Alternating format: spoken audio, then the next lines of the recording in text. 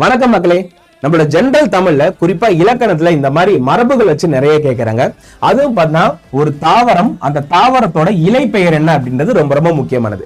இதுல பாருங்க, ஆல், அரசு, மாமரம், பலாமரம், வாழை மரம், இது எல்லாத்துலயுமே இருக்கிறது என்னப்பா? இலை என்பது சரியான விடை. அதே மாதிரி அகத்தி, பசலை, முருங்கை, இது எல்லாமே பார்த்தா கீரை வகையை சார்ந்தது.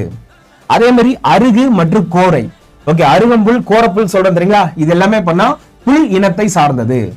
அதே மாதிரி நெல் மற்றும் வரகு என்பது பார்த்தா பால் வகையை சார்ந்தது. அடுத்தது மல்லி, ஓகே, மல்லியை நம்ம என்ன சொல்றோம்?